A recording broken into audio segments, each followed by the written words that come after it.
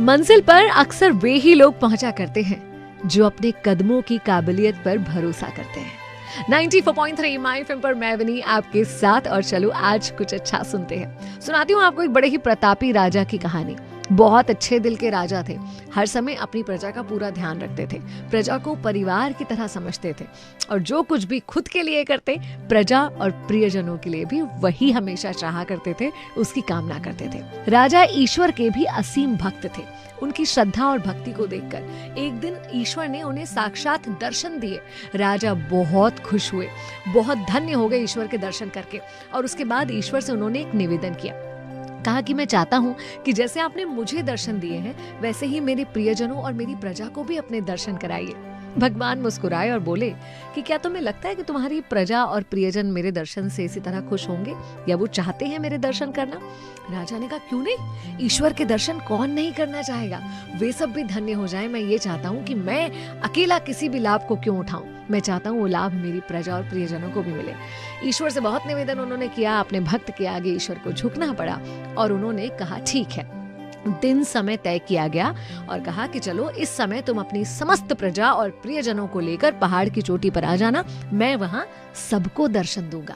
राजा बहुत खुश हुआ, बहुत धन्यवाद किया उसने ईश्वर का, और नगर में डिंडोरा पिटवा दिया।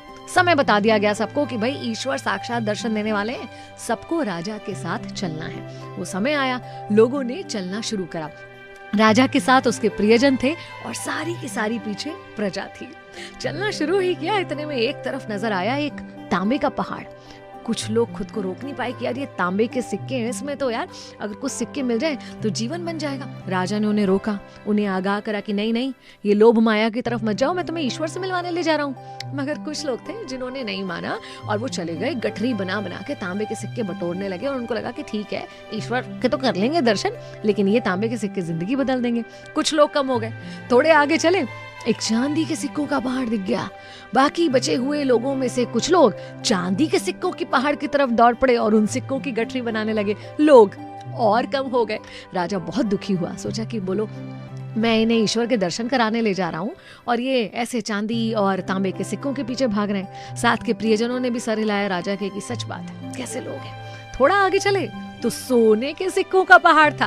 अब तो राजा के बहुत सारे प्रियजनों से भी रहा नहीं गया, ये सब भी दौड़ पड़े सोने के सिक्कों की गठरी बांधने के लिए।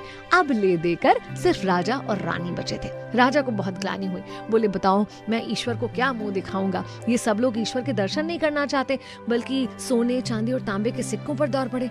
रानी ने कहा सच बात है। थोड़ा आगे चले तो एक पहाड़ से बड़ी सतरंगी आभा चमक रही थी, वो था हीरों का पहाड़, हीरे ही हीरे थे उसमें। अब तो रानी भी खुद को रोक नहीं पाई, दौड़ पड़ी और हीरों से अपनी गठरी को, झोली को भरने लग गई। राजा ने ये देखकर शर्म से सर नीचे कर लिया और अकेला पहुंचा ईश्वर के पास, हाथ जोड़कर सर झुका के खड़ा हो गया। ईश्वर ने कहा क्या हुआ, कहाँ है तुम्हारी प्रजा, कहाँ है तुम्हारे प्रियजन? तो राजा ने बहुत शर्मिंदा होते हुए ईश्वर से माफी मांगी, बोले मुझे नहीं पता था कि ये लोग ऐसा करेंगे।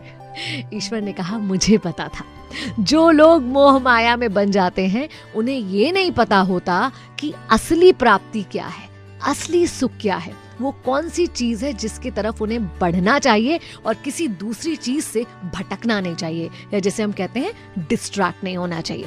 आप और हम भी अपनी मंजिल की तरफ बढ़ रहे होते हैं, आपने एक बड़ा सारा टारगेट बना रखा होता है कि मुझे कोई बड़ा एग्जाम क्रैक करना है। इतने में कोई आपको ऑफर आता है कि यार 20,000 रुपए महीने में नौकरी कर लो। आप सोचते हो कौन उतनी मेहनत करे और आप उस दिशा में चल पड़ते हो, लेकिन नहीं, विश्वास तो रखिए अपने कदमों पर कि आप पहुंच सकते हैं, वहां तक कुछ बड़ा अचीव कर सकते हैं। और बीच में आ रहे छोटे मोटे आडंबरों से या दिखावों से मत खुद को अट्रैक्ट होने दीजिए।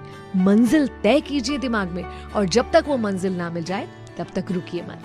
94.3 माय एफएम से मैं विनी, चलो आज कुछ अच्छा सुनते हैं।